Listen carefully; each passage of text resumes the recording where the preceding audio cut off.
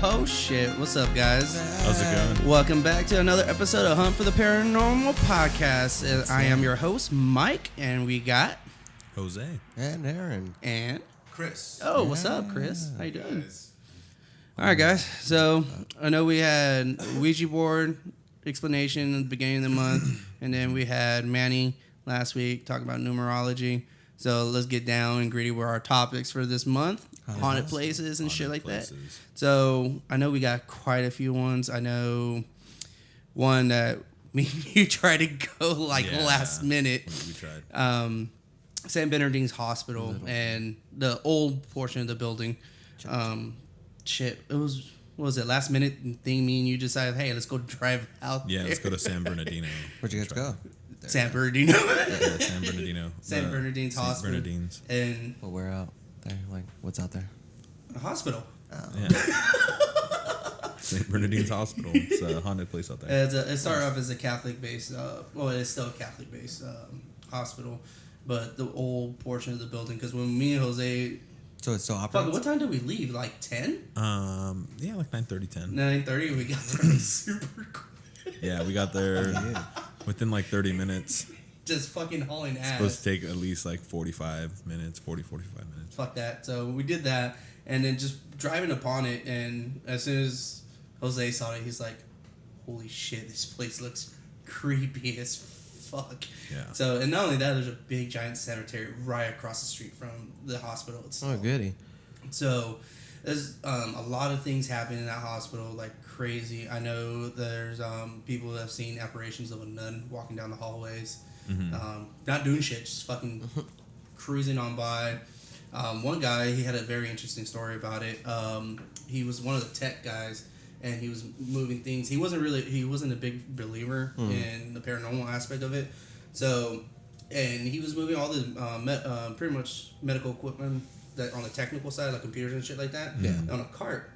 So he's pushing the cart down the hall, and all of a sudden the elevator just opens by itself. He's like, okay.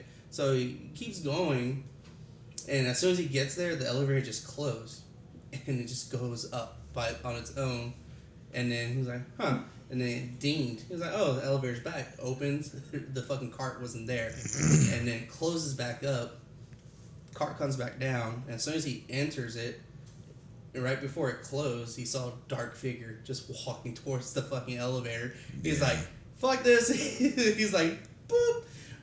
It's just a bunch of different anomalies is happening in that hospital alone. Apparently during Christmas time, from the hospital, they'll see an apparition like a child leave from the cemetery and goes into the hospital and just. Yeah. I know when we're trying to see what we can do, like our investigation. All right. The security guards kind of looked at us weird. Like it was the first security guard was this lady who was sitting in like her little office in the ER section. Yeah. So we asked her if there's a possibility or of somebody we can talk to about doing an investigation there. And she looked at us like, what? We're like, well, we have a paranormal podcast and we like to do ghost hunting and stuff. So we want to know if there's anyone that we can talk to. She's like, yeah, just give me a sec. Oh, and cool. She ends up calling her guy. boss, so security. he's like the head of security. Yeah. And he comes because I guess he knew more information about it. Then he tells us that we have to hit up the administration office, talk to them. And then as we were getting ready to go, I just decided, I'm like, you know what, let's see. I'm like, hey, are there any stories or anything that you've seen or witnessed here? Like, do you know if it is haunted at all, if there are anything? He's like, oh yeah. He's like, definitely. He's like, I came in here not really a believer. He's like, but now after years, I do believe. Like, I have seen things. We asked him about the nun. He's like, yeah, a lot of people have witnessed her. Yeah. I hear a lot of like footsteps. I hear people walking down the halls all the time, and I know for a fact there's nobody in there. So yeah. And just looking at the hospital, even though like the ER portion seemed very obviously modernized portion of it, it just had that fucking eerie feeling. Yeah. Dude. It's like, oh fuck. It's like, Chris, would you be down to go check that place out with us? Definitely. Yeah, you can move the mic a little closer to you. Oh, definitely. I turn my levels down a bit. Yeah. Just the mic, push it, just give it a little squeeze. There. A little tip. Yeah, so it's close to you. Yeah. Yeah, dude. So we definitely want to go check it out. I know again. we keep trying to set up with something administration. They're never there. So yeah, it's like it's rough. Fuck. But other than that, yeah, San Bernardine's. What's another one? My swagger, she told me about because she goes. She was going there to be a CMA, and what happened was that they're doing.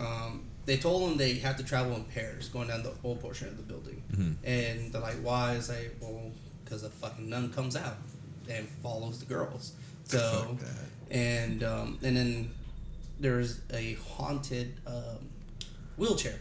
Technically cursed wheelchair in there, and apparently any patient that sits in it dies the next day later. Oh, really? Yeah.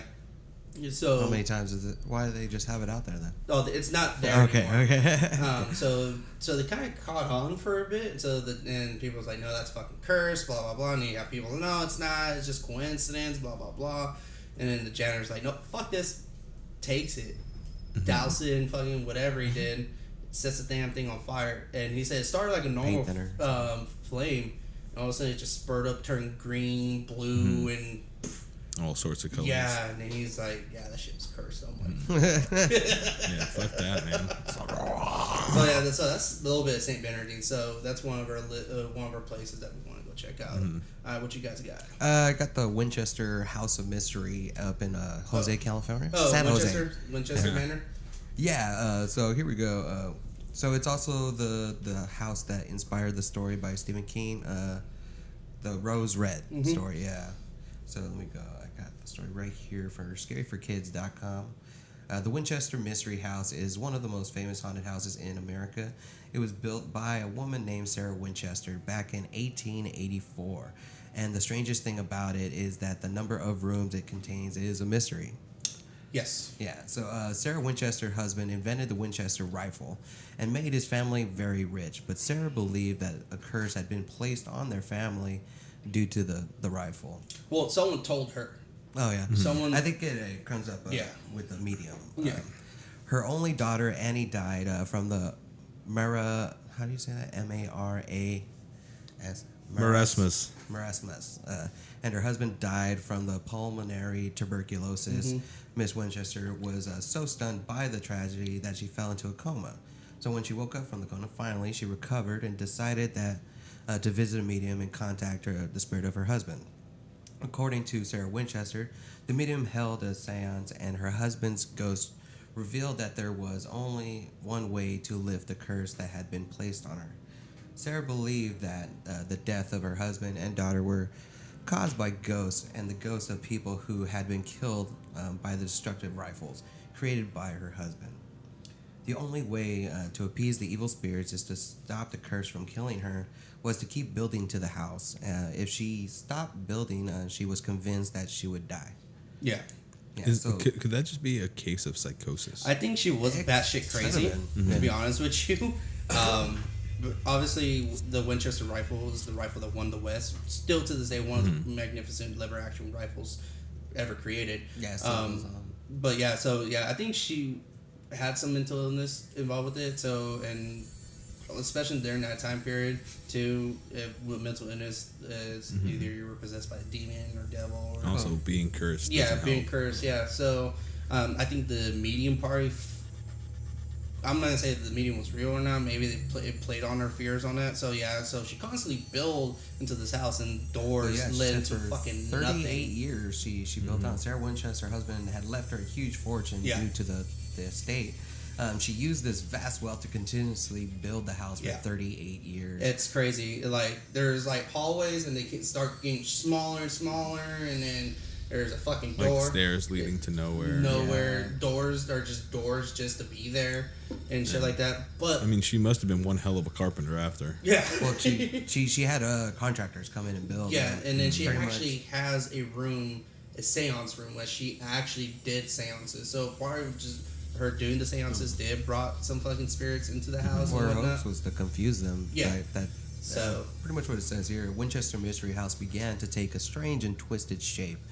There were no blueprints and no master plan to how the house was supposed to look. Sarah didn't care what it looked like. She just knew that she needed to keep building. The result was both bizarre and beautiful. Most people thought that Sarah had lost her mind, which I'm pretty sure she did. As the years went by, the Winchester house continued to grow. Rooms were added to rooms. Yeah. Doors were joined to windows. Levels turned into towers and peaks. And the place eventually grew to the height of 7 stories. Yeah. That's crazy. That's a huge-ass house. It's big. There were stairs that led nowhere. That's not even a house, that's a building. Yeah, pretty much, dude. They said there was rooms within rooms. Yeah. So, like, if there was, like, wall space in between, that's... Chimneys that served no purpose and closets that opened into walls. Yeah. That's what I'm saying. It is like a complete house of fucking confusion, utterness, but... One house you don't want to get lost in. And also Definitely. to celebrate the last Friday the 13th we just had a couple days ago, yes. Sarah was also obsessed with the number 13. Yes. The windows contained 13 panels of glass. The walls had 13 panels of wood. The floors contained 13 wooden planks. The rooms had 13 windows, and every staircase had 13 steps. Yeah. That's what I'm saying. Some kind of mental illness, and someone just played on that on her, and very unfortunate. Yeah. It's funny at the same time, just talking about it, but at the same time, it's fucked up. Yeah, there's a lot of fucked up shit on it. But I know they made like a very corny horror movie out of it. I don't. The Rose Red, right? No, it's an actual base off the Winchester Manor. Oh. I know it's like a family moved in there and they fucking go. Yeah, it was horrible. I didn't finish watching it, but I think I remember seeing stuff like that because I think they even did like something like that on one of the old Are You Afraid of the Darks? Because I remember her like there was a staircase I went up to like an open window. Yeah, and she almost fell out.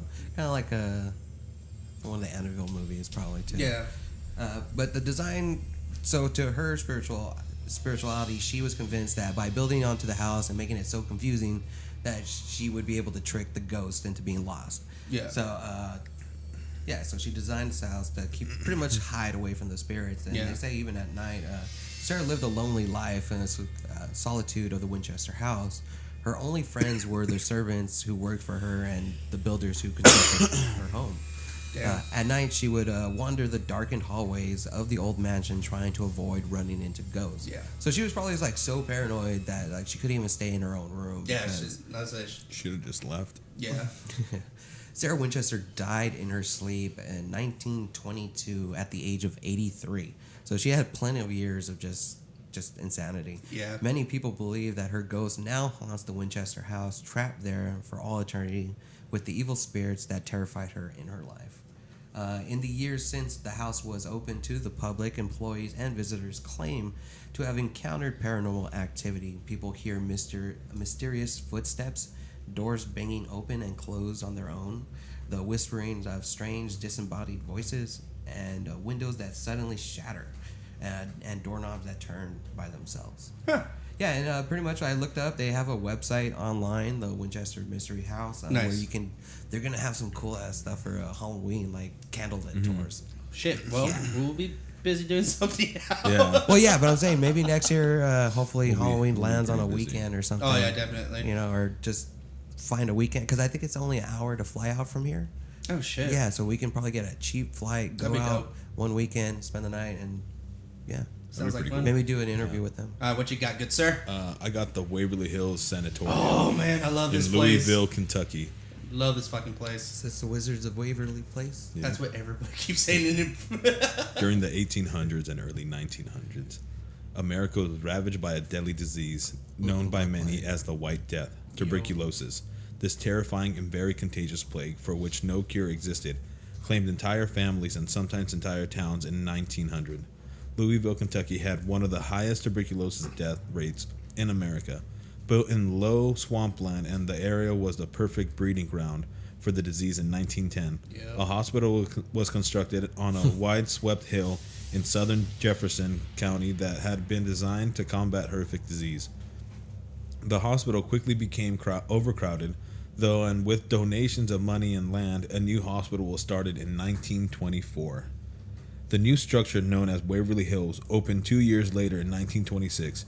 It was considered the most advanced tuberculosis sanitarium in the county. But even then, most of the patients succumbed to the disease. In days before medicine was available to treat the disease, it was thought that the best treatment for tuberculosis was fresh air, plenty of nutritious foods, and lots of rest. Many patients survived their stay at Waverly Hills, but it is an estimate that hundreds died here at the height of the epidemic. In many cases, the treatment for the disease was as bad as the disease itself. Oh, yeah. Some of the experiments were conducted in the search of a cure, seemed barbaric by today's standards, but others are now common practice. Patients' lungs were exposed to ultraviolet light to try and stop the spread of bacteria. This was done in the sunrooms, using artificial light in place of sun, or on the roof or open porches of the hospitals. Since fresh air was thought to be also a possible cure, patients were often placed in the front of huge windows or on the open porches, no matter what the season. Old photographs show patients lounging in their chairs, taking in the fresh air while literally covered with snow. Yeah. Dude, that's messed up. Oh, this place is fucking horrendous, and especially until they made it into a mental health institution. That's where shit got fucking weird, like horrible. Yeah, there were other treatments were less pleasant and much bloodier. Balloons would be surgically implanted in the lungs and then filled with air to expand them. Needless to say, this often had disastrous results, as did operations where muscles and ribs were removed from the patient's chest to allow the lungs to expand further and let in more oxygen. What the fuck? Dude, this place is fucked up. I mean, dude. Fucked up. Jesus. This blood-soaked procedure was seen as a last resort, and few of the patients survived. So knowing that they were going to die, they would do this anyway. Yeah. Wow. That's straight up just torture. Yeah, like the shit they did in this hospital made what the SS soldiers did in World War II, and the special unit, I forget the Japanese unit, they did the similar shit, look like fucking child's play. Like literally, dude, it was heinous shit, dude. It's like, I know, because in front of the sanitarium itself, there's a bunch of shacks, and those are the shacks where also where doctors stayed. Pretty much the little living quarters. There. Because I figured like the doctors were living there because since they have so much contact with these people, exactly. I'm sure eventually they got it too and would be dying off. It was horrendous. I know there's a bunch of doctors that committed necrophilia on the shit. What else happened? One of the nurses committed suicide because she got pregnant, I think by one of the doctors, and she didn't want to keep it. So she literally got to the top and fucking hung herself. She's the whole Damien type thing. Yeah, pretty much. It's a lot of the paranormal shit. Yeah. It's just fucking insane. Like, is any wonder after all the death, pain, and agony within these walls that Waverly Hills is considered to be one of the most haunted places in the country? The building and land that made up Waverly Hills was auctioned off and changed hands many times over the course of the next 2 decades. By 2001, the once stately building had nearly destroyed by the time the elements and the vandals who came here looking for a thrill. Waverly Hills had become the local haunted house, and it became a magnet for the homeless looking for shelter and teenagers who broke in looking for ghosts. The hospital soon gained a reputation for being haunted, and stories began to circulate of resident ghosts like the little girl who was seen running up and down the 3rd floor solarium, the little boy who was spotted with the leather ball, the hearse that appears in the back of the building dropping off coffins, the woman with the bleeding wrist who cried for help, and others. Visitors told of slamming doors, lights in the windows as if power was still running through the building, strange sounds, and eerie footsteps in empty rooms. It was at this time that the hospital came to the attention of Keith Age and the Louisville Ghost Hunter Society. Keith was a longtime friend of mine and a representative for the American Ghost Society in Louisville. It would be his work with the television show that would bring him to Waverly Hills. Over the course of the next several years, the group had a number of unexplainable encounters in the building. One of the legends told of Waverly Hills involves a man in a white coat who has been seen walking in the kitchen, and the smell of cooking food that sometimes wafts through the room. During their initial visit, they found that the kitchen was a disaster and in ruin of broken windows, fallen plaster, broken tables, and chairs, a puddle of waters and debris that resulted from a leaky roof. The cafeteria had not fared fared much better. It was also in ruins, and the team quickly retreated. Before they could do so, though, several of them reported the sounds of footsteps, a door swinging shut, and the smell of fresh baked bread in the air. A quick search revealed that no one else was in the building, and there was certainly no one cooking anything in the kitchen. They could come up with no logical explanation for what had occurred. Fuck. And this article goes on and on. Non-stop encounters. And we'll pick up because I actually had an army buddy of mine who actually did one of the people that tour guides for Waverly place. So let's do a quick announcement and then we'll jump up on that right now. Yeah. Awesome.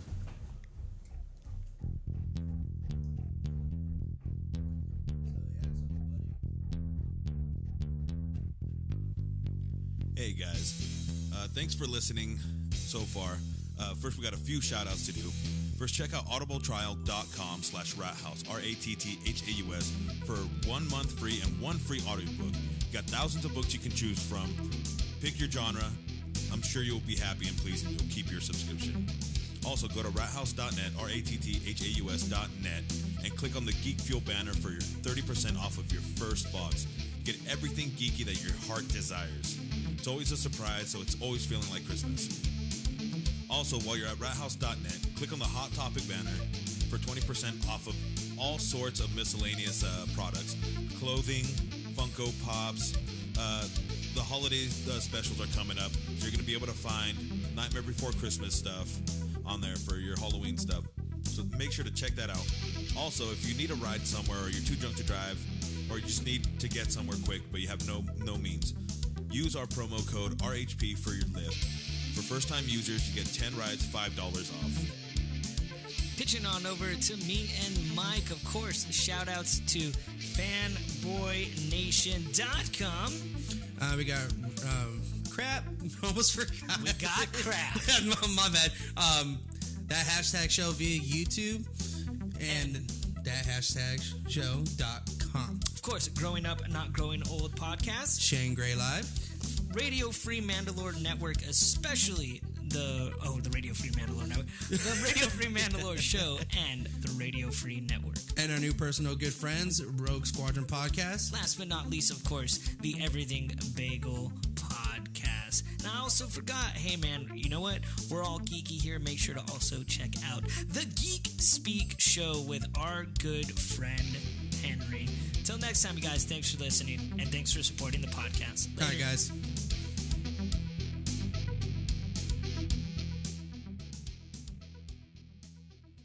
All right, cool. All right, so quick little break. Yeah, so a lot of heinous shit. Like, I know it's been on Ghost Hunters, Ghost Adventures, and shit like that on the TV show. Like I mentioned, one of my buddies, army buddies, he used to do tour guides there too. He said it's a bunch of heinous shit. Like where the Greek Creeper comes and pick up the bodies with the carriage and shit like that. Stories has that there will be like an eerie fog that comes through, and you can actually hear the footsteps and from the horses and the drawn carriage coming up, and when you're going down the stairs, because there's a slide, and you can just hear of fucking bodies and whatnot. Yeah, dude. Fuck that. And just looking at the pictures of the sanitarium itself, it's just like, fuck. Would you want to stay in like one of the messed up beds that they have there? Would you stay overnight? Oh yeah, I'm down. I'm down. But when they do the guides, they say do not venture out because they don't know what other hauntings are going on in that place. They have like quote unquote safe zones, and not all the safe zones are completely safe. Yeah.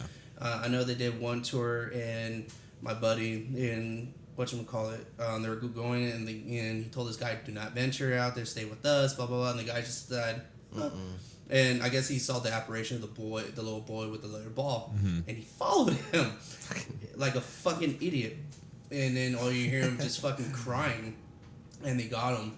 And they fucking lift up the back of his shirt, and you see scratch marks, bite marks all over his fucking back. He got a straight up attack. Yeah, straight up attack. He's not a little boy. Because imagine, like, it could have been a little boy, but imagine all the abuse that he probably had to endure when he was in there. Oh, yeah. Him up, yeah. By seeing another male, and I'm pretty sure most of the doctors were male back then. And then, or it's the darker forces. What else? I know the first thing they say: do not take anything from this place. Don't take anything from any haunted place. But this guy did, and it was his friend. One of his other friends took a fucking scalpel from there, and all of a sudden, the worst luck of his fucking life happened. His car got broken into. Like, all his shit got stolen. His PlayStation, everything stolen. And he was like, and he didn't really think about the scalpel. And he's like, dude, all this bad luck was happening to me after I went to the fucking place. He's, did you take anything? Yeah, I took this. He's like, motherfucker, go take that back. Chucks it back into the fucking, to the place, into the field. A week later, the guy who fucking broke into his stuff got caught, got all his shit back. And everything. I'm like, holy shit. Yeah, I'm like, wait, what? Did you hear that it's like a curse if you take the sand from Hawaii? Yes. Yeah, I didn't know that. Yeah. I heard that on the radio. Yeah. Big no. My dad almost took a volcanic rock. I remember you telling me good to that. know, because I probably would. All right, Chris, you got something? Yes, I do. Sweet. I want to talk about Willowbrook State School. Ooh, where's that at? It's located in Staten Island. T-shirt time. T-shirt time. And, Goes Tia. It actually skyrocketed or really started the career of Geraldo Rivera. Really? I know he's a scumbag, but he did a story in 1972 on Willowbrook State School, and it kind of exposed what was happening there. Really? Yeah, the weird thing is, it had been in the media previously. Like, senators had gone to visit there. They knew what was happening, and they would criticize it. But once Geraldo Rivera actually put it on TV for everyone to see, I think that's when things started to change. And it helped lead to the deregulation of, psychiatric hospitals all across the country. Yeah. Because they were underfunded and overcrowded. So, yeah. Do you know what kind of stuff that happened there? Like. So yeah, it operated from 1947 to 1987. Oh shit. It was designed to have 4,000 people, but by 1965 it had 6,000 people. Oh shit. So there was overpopulation, like I think at every mental institution. Well, just like many of the clinics now. Yeah. And they also cut on funding for staff as well. Jeez. So, and this happened all across the country. Yeah. So you might have what's supposed to be one nurse for every 10 patients, maybe one for 30, or sometimes 1 to 100. Fuck. And so they would also mix like not just mentally ill, but it could be like the physically incapable. They would be lumped in together. Yeah. You could just be like barely mentally disabled. Maybe just PTSD. have like a little agitated or Or like ADD. autism or something like that. And you'd be a king there, right? Like you'd be compared to all these other people. Yeah. So what kind of paranormal experiences happened there? Well, as far as the paranormal experiences, like there's just been like you could see people like I guess in the building you'll still see people that are on the outside to look into the buildings in the dormitories. Oh shit! And they could see people looking out or like standing there. Mm-hmm. They've also seen like the curtains that are still in the place they'll close because it closed down in 1987, so there's still a lot of stuff there. Yeah. There's been reports of objects moving, shadow figures. Even around, because it's Staten Island, there's like an actual forest around it, or actual like wooded area. Oh, so there's reports of murders that have happened there, like a lot of like crime, rapes, and like satanic activity. Definitely no T-shirt time. Yeah, no, not as far as like because I feel like this happens at a lot of mental institutions as well, where they're testing on patients and things like that. Yeah, it's so they had outbreaks of hepatitis. Oh shit! So whether there were outbreaks of hepatitis amongst the population, or if they were actually been infected, being infected, who knows? But they were known for their cruelty. Like this guy Saul Krugman and Robert W. McCullum, they were doing these tests for this treatment called gamma globulin, and they were seeing how it worked on these patients. Well, because when it comes to like the mental health, and the reason why I believe that we see so much issues with mental health is because like. With the government, there's always been, let's say, programs for education, programs for certain things. Whereas for mental health, there's nothing.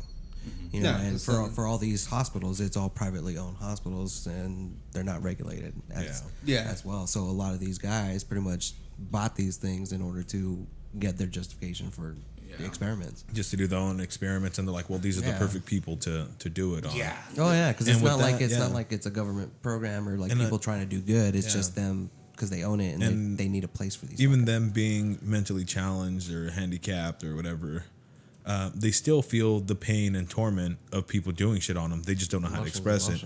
Yeah. So with all that built up anger and pain and resentment against people, against any kind of stranger that they just met, being forced to do these things, I can see why certain spirits would hang back and vengeful.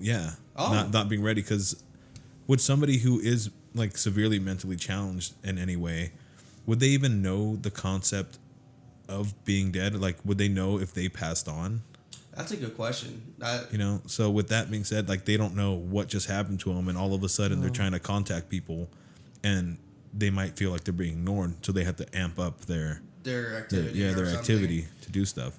Yeah, that's kind of that's rough though. But then again, that's like imagining if like those disabilities progress into the next life, or if they have trouble like detaching themselves from that view of themselves, then I can see it moving on to the next one, because it's not the actual like them being disabled as a spirit. Yeah, but even then, if that disability still gets removed after they die, they're still going to have that full realization of the resentment and anger of those people who did that to them. Yeah. Well, yeah, and the same thing with fucking the spirits that haunt like certain abandoned prisons also too. It's like, I don't know, but like with innocence, I don't know. Like I kind of believe that with like, if you're innocent, then you're kind of guarded in that sense. But I could see this place being more of like since it's stained with that kind of activity you're talking about, that hatred, that anger that they were doing to them screaming out and them feeling that emotion. It's kind of like if you threw a grenade into a corner, you're gonna see the black stained on the walls, right? But so what if that's just like a feeding place for these other things? Yeah, but that's about. I'd have to say that's about 80% of abandoned anything institutes, like hospitals, sanatoriums, and all that stuff. It's just. But is it the people that are like possessing that, like any house or any bad thing that happens? Is it the people that are stuck there because of it, or is it the emotions that left that imprint? Well, I think it's stuck there because, like, a prime example of it is where I was stationed at Fort Lewis. There's another portion of Fort Lewis. We call it North Fort Lewis, right? So there's the museum. The museum originally started as a hospital, a TB hospital, and then it got changed and it became a fucking hotel, and it changed, become a hospital, and it changed, become a prison, and it changed back to a hotel, and then it's been shut down. So, and there's a lot, and just walk into that fucking building itself is just so creepy. Is it just like a heavier presence, like a heavier feeling when you walk in? Very heavy, and like House on Haunted Hill. And the same thing on the same aspect of like like I'm a very firm believer that dolls are empty vessels for fucking spirits. So because it looks familiar. Not just familiar. I just so they can be inside a body. Like, legs, in a body. Yeah. So there's mannequins of every. So from because Fort Lewis, because there's one major core, pretty much portion of the army, and then it branches out to different units, right? Yeah. But we're commanded by one main one. So pretty much Fort Lewis is run by I Corps, the First Corps Army. And so they show different time eras like World War I, World War II, blah, blah, blah, blah, and so and so. So they have different get-ups of mannequins. And you can feel the eyes of the fucking mannequins staring at you. And then people that pretty much that volunteer to work at the museum said that the mannequins move. And they put them in one position and they're like, no, fuck you. They go like this. So it's like... So did we ever talk about the mannequin in Mexico that grows hair? Oh, I think we talked we talked about it, but supposedly there's a theory that it really wasn't a mannequin, that it was actually the actual like bride. Those the bride in the window, right? Yeah. That was supposedly like wearing a wedding dress. Oh fuck! Yeah, no, it was actually her. So yeah, they're saying that it was her because people would pass by and be like, "Man, she looks really realistic." But how long can you get that? Like keep it going?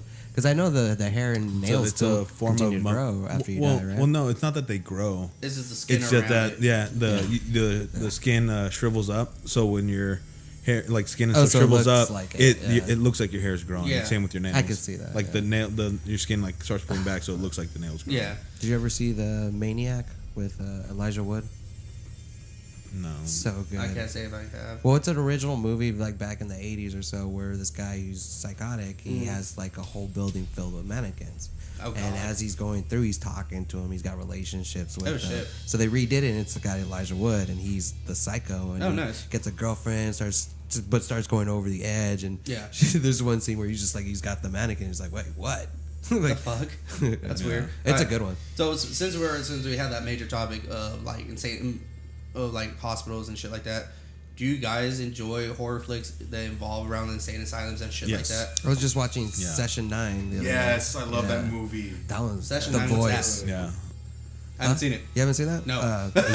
Is it on Netflix? I think it's on. I'll check right now. I think it's on Amazon or Hulu. To be Okay. honest. Yeah. But pretty much it starts off. This guy buys an institute. It's like an asylum, old asylum.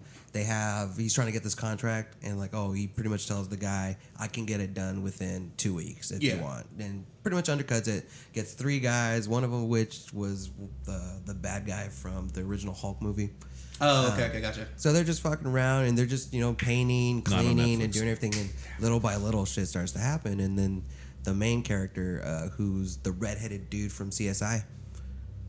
I don't know, but that guy. If you know that CSI, then you'll know him. He's a main actor, good actor, and they start to find these tapes. Yeah. And they start listening to these tapes, and it's pretty much this person with multiple personalities.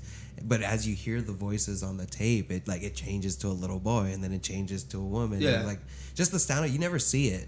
Because it's like that's the little mystery of the show. I don't want to give anything else away. That's crazy. But it's just super creepy because then it's kind of like that movie Identity, where there's one dark personality and you don't know, but when it talks, it's just got that deep dark. Like I can't even do it because it's like emotionless. Yeah. I don't freaking. He's looking at me like, yeah. Fuck. But it's really old school and it's not. I gotta find the like name. the I think new it's still on ones. Netflix, but it's all in Spanish because they do it in Mexico. It's another state. It's kind of like an insane asylum with a dash of fucking Blair Witch to it. Yeah, I think I might know what you're talking about, but I'm not that 100%. was fucking intense. Like did you ever watch Baskin? Yes, that was a good one. But it was crazy though. Like they get to the point where they're like at the water reserve and everything, and they're just fucking creepy. And also you see something just pop its head out. You see its eyes going, what the fuck? And then I was like, it goes away. Yeah. What's another good one? More creepy. A lot of people don't like it. I personally enjoyed it very much for both of them's Grave Encounters. I did too. That one. My fiance hates. She's like, "Oh, you're watching this one again?" I'm like, "I love that enjoyed one." It. Cracks me up because they're douchey. Yeah, they're like douchey they do their about job. Well, no, it's because you know what they're making fun of, right? Yeah, Ghost Adventures and all those So fools. I think my favorite part because it's freaked me out because obviously, unfortunately, I watched the first one in Iraq. So in the part where they're fucking going down to the hallway, and they have the night vision mode going down, and then they're just fucking creeping. And then all of a sudden you see they open the double doors and they're like, oh, nothing's here. And then all of a sudden, and you're like, that no! big, yeah. So it's like, fuck. Because at that point of the movie, you're still expecting it to be like, paranormal activity kind of shit. And then they just go balls to the walls. Yeah, but the second one was a trip. I like that. That one went deeper into the whole. Yeah, that one goes really fucking deeper. Well, it goes more into the backstory of why and all this time shit. travel. Time travel. It was really good. It was really fucking good. The guy, especially the guy who just got stuck there. He's like, you lied to me. You said it was gonna be mine. From the first one. Yeah, I was like, Yeah, dude. It kind of made me like rethink, like, do I really want to provoke? Yeah. And then eventually I went away. I'm like, yeah. Well, that's what happened in also the Mexican, the Spanish one. Actually, it's Mexican, so because it was done in Mexico. Even the guy's like, dude, stop fucking provoking it and whatnot. And they're like, no. And pretty much the shit that you're not supposed to be doing, he was doing.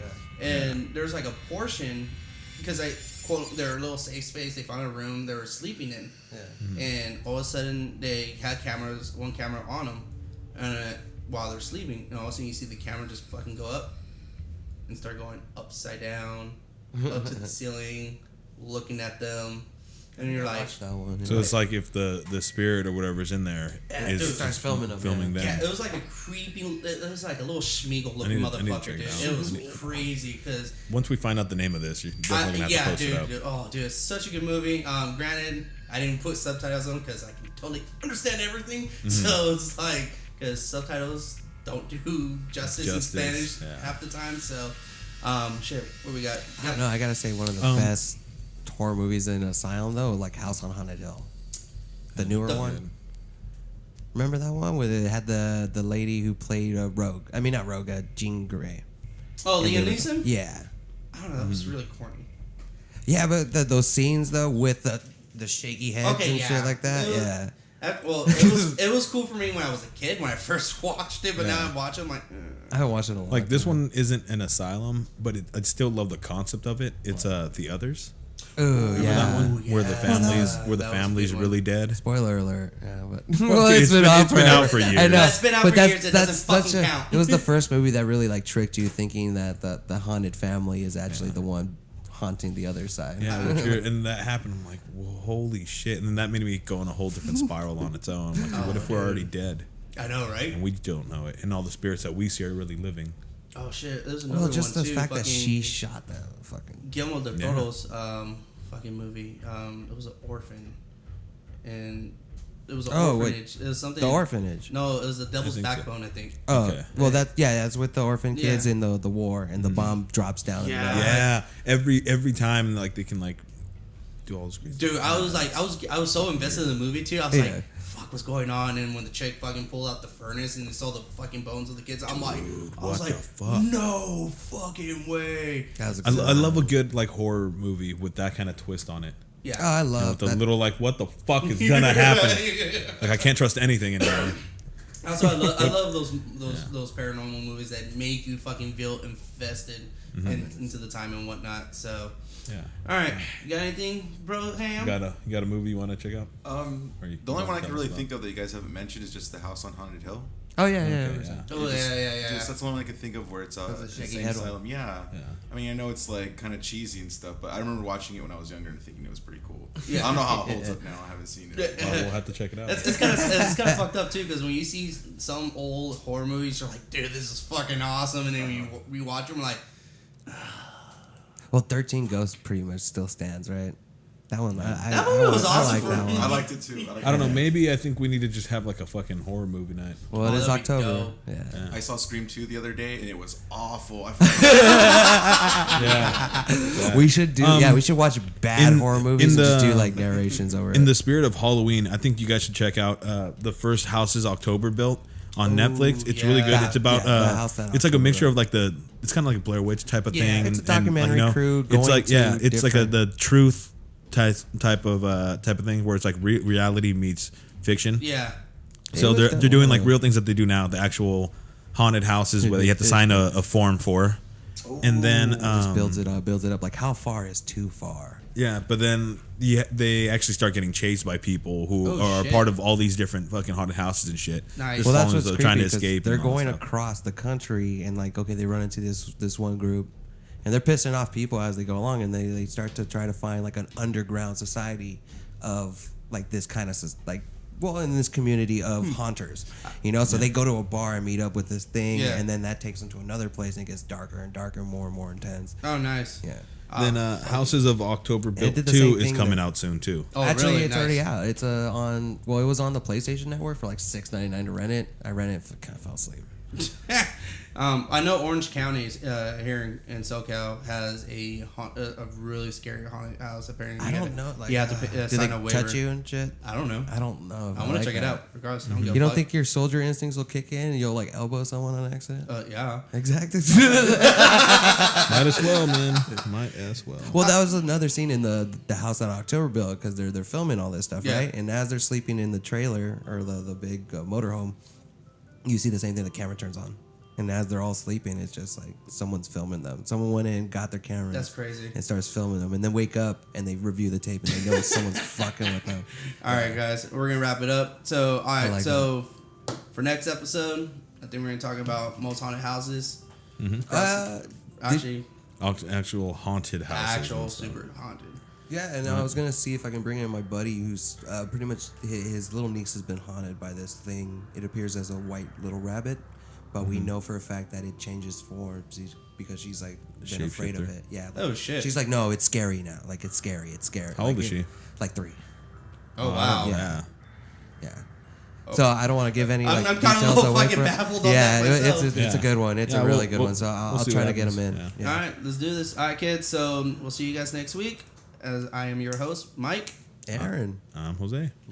And Chris. Oh yeah, just report. You go the Laugh or Cry, Circus of Woe will be free the 15th to the 20th. So check that out on Amazon. For sure. Yeah. All right, get it, kids. See you next week. Yay.